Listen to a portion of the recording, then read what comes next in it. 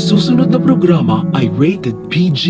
Ito ay nangangailangan ng patnubay at gabay ng magulang para sa mga batang manonood. Marami na naman ang na-stress dahil kay Doc Carlos dahil pinanindigan niya talaga na hindi siya ang pumukpok kay Doc RJ kahit nakita ni Annalyn ang ballpen niya sa lugar. Mabuti na lang at dumating si Annalyn sa tatay RJ niya dahil kung hindi, tinuluyan na ni Doc Carlos si Doc RJ para hindi na ito makapanggulo pa sa buhay nila ni Lynette. Nakahanap pa ng kakampi si Doc Carlos kay Michael dahil nagsinungaling ito na nakita niya si Doc Carlos na sumusuka sa labas para hindi madiin si Carlos sa bintang ni Annalyn. Pero ang totoo, naiinis si Michael kay Doc RJ kaya pinagtakpan niya si Doc Carlos para makaganti si Michael sa sinabi ni RJ na naghihintay pa rin siya kay Lynette. Malakas talaga ang kutob ni Annalyn na si Doc Carlos ang pumukpok sa ulo ng tatay niya dahil nakita niya ang ballpen ni Doc Carlos kung saan pinukpok sa ulo si Doc RJ. Pero walang may maniniwala kay Annalyn dahil pinagtulungan siya ni Michael at Lyndon dahil ayon sa kanila hindi nila nakitang lumabas si Doc Carlos para saktan si RJ.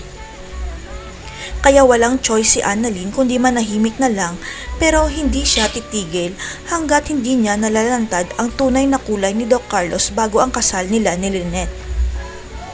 Abot langit ang kaba at takot ni Doc Carlos dahil muntik nang mabisto ni Annalyn ang ginawa niya kay RJ dahil sa ballpen kaya kakausapin niya si Lynette tungkol kay Annalyn.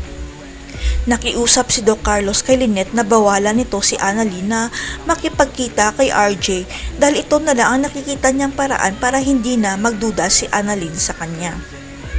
Naniniwala kasi si Doc Carlos na ginagamit ni RJ ang anak niyang si Annalyn para muling makuha si Lynette kaya gagawin ang lahat ni Carlos para makasal sila ni Lynette. Hindi matahimik ang isipan ni Annalyn dahil naniniwala siya na si Doc Carlos ang totoong pumukpok sa ulo ng tatay niya kaya nabanggit niya kay Doc Lyndon ang nasa isip niya. Naikwento ni Annalyn kay Doc Lyndon na parang may dalawang mukha si Doc Carlos dahil nagpapanggap itong mabait sa nanay niya pero kung sa kanya iba ang pinapakita. Kaya ayaw sanang pumayag ni Annalyn na makasal ang nanay niya kay Doc Carlos dahil baka maging impyerno ang buhay nila lalo na at nananakit pa pala si Doc Carlos. Tahimik lang si Doc Lyndon pero alam niya na may dalawang mukha si Doc Carlos dahil siya ang nakakaalam tungkol sa pinakatago-tagong sikreto ni Doc Carlos. Nakokonsensya si Doc Lyndon dahil sisisihin niya ang sarili niya kung sakaling may mangyaring masama kay Lynette at Annalyn kaya kailangan niyang gumawa ng paraan. Alam ni Doc Lyndon kung ano ang pagtrato ni Doc Carlos kay Annalyn kaya naniniwala siya sa kutob ni Annalyn na si Doc Carlos ang totoong pumukpok sa ulo ni Doc RJ.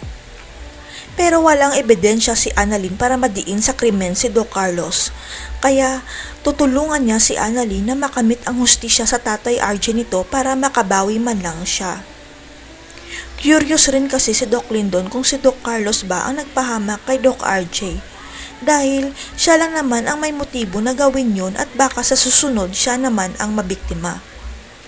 Kaya ang naisip na paraan ni Doc Lyndon ay alamin kung may fingerprint ba ni Doc Carlos sa bote na pinukpok sa ulo ni Doc RJ sa pamamagitan ng ballpen na nakita sa lugar. Kaya pupuntahan ni Doc Lyndon ang kaibigan niya na eksperto sa fingerprint identification, dala ang ballpen ni Doc Carlos na kinuha niya sa opisina nito at nagulat siya sa resulta. Sapagkat nagmatch ang fingerprint ni Doc Carlos sa ballpen nito at sa bote na ginamit sa pagpukpok sa ulo ni Doc RJ kaya may hawak ng ebidensya si Annalyn laban kay Carlos. Hindi na kaya matutuloy ang kasal dahil makukulong na si Doc Carlos. Magsisisi kaya si Michael kung bakit kinampihan niya si Doc Carlos. Abangan.